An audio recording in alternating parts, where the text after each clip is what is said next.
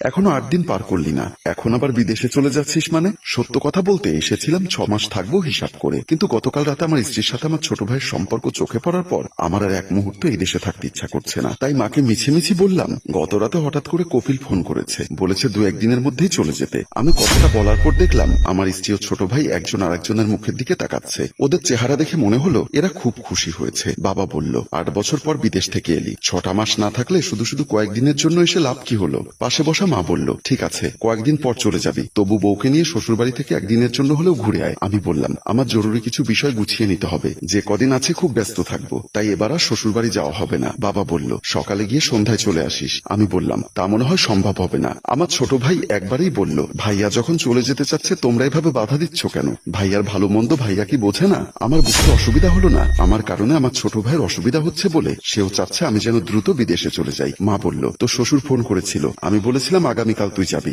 এখন ওনাকে আমি কি জবাব দিব? আমার স্ত্রী বলল, সমস্যা হবে না মা, বাবাকে বিষয়টা আমি বুঝিয়ে বলবো। তাছাড়া আপনার ছেলে যেহেতু সমস্যা হচ্ছে, তাহলে ওনারা দেশে থেকে লাভ কি? আবার না হয় বছর 2-1 পরে আসবে। আমি ঠোঁটের কোণে একটু করে হাসলাম আর মনে মনে ভাবলাম, আমাকে পাঠিয়ে দিতে পারলে তো তুমি বাঁচো। আমি আর কথা না বাড়িয়ে নাস্তা করতে লাগলাম। সারাদিন বাসায় ফিরলাম না, রাস্তায় রাস্তায় হাঁটছি, কিছুই ভালো লাগছে না। বড় আশা নিয়ে দেশে এসেছিলাম, ভেবেছিলাম বউ নিয়ে কক্সবাজার সিলেট ঘুরবো, কিন্তু আমার আশায় ঠাঁই দিয়েছে আমার ছোট ভাই। যে ভাইকে পড়াশোনা করানোর জন্য প্রতি মাসে আমি এক্সট্রা কিছু টাকা পাঠাই, সেই ভাই আমার বউয়ের দিকে হাত বাড়াতে একবারও ভাবলো না। যে বউয়ের সুখের জন্য বছরের পর বছর বিদেশে গাধার মতো খাটি, সেই বউ আমাকে এভাবে ঠকাতে পারলো? ভাবছি আর হাঁটছি। সারাদিন বাবা মা অনেকগুলো কল দিয়েছে, কিন্তু একটি বারও আমার স্ত্রী এবং ভাই একটা কল দিয়ে দেখেনি আমি কোথায় গেছি, কি করছি, কাদের জন্য আমি প্রবাসে এত কষ্ট করি। ভাবতে ভাবতে রাস্তা দিয়ে যখন হাঁটছিলাম, আমার সামনে পড়লো ছোটবেলার বন্ধু সাইফুল। আমাকে দেখে সাইফুল বলল, কিরে বাবু, বিদেশ থেকে এসেছিস, 2 দিন হয়ে গেল, একটি বারের জন্য আমার সাথে দেখা করলি না? বিদেশে থাকতেও কখনো একটা ফোনও করতি না। এজন্যই বুঝি মানুষ বলে বন্ধু বিমানে উঠলে বেঈমান হয়ে যায়। আমার মনের অবস্থা তাকে কিভাবে বোঝাই? আমার স্ত্রী এবং বউয়ের সম্পর্কের কথাটা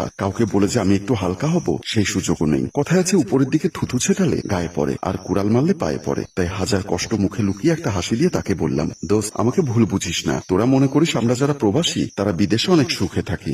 বিদেশে মনে হয় টাকার গাছ লাগানো, গাছের তলায় যাবো আর ছিঁড়ে ছিঁড়ে বিদেশ থেকে দেশে পাঠাবো। কিন্তু বিদেশে যারা আছে তারা জানে, একটা মিনিট বসে কারোর সাথে গাল গল্প করার সময়ও আমরা পাই না। সারাদিন পরিশ্রম করে রাতে ঘুমানোর সময় যা একটু সময় পাই, তখন আর কাউকে ফোন করার মতো এনার্জি থাকে না। তাই বলে বন্ধু বান্ধব ভুলে যাবি? কি করবো দোস্ত, পরিস্থিতির শিকার। আচ্ছা বাদ দে, চল, আমাদের এখানে মোর্শেদ কাবাব হাউস নামে এক পাকিস্তানি বিহারি কাবাবের দোকান খুলেছে, ওখানে চল, দুজনে মিলে কাবাব খাবো। না দোস্ত, আমার ভালো লাগছে না, তুই যা। বুঝেছি, তোর টাকা খরচ হবে ভেবে যেতে যাচ্ছিস না। আচ্ছা তোরা প্রবাসীরা এমন কেন বলতো? বিদেশ থেকে আসার পর তোরা এমন ভাব করিস যেন তোদের হাতে কোনো টাকাই থাকে না। এত বছর বিদেশ থেকে আসার পর যদি বন্ধুকে 1 প্লেট কাবাব খাওয়াতে না পারবি, তাহলে সেই টাকা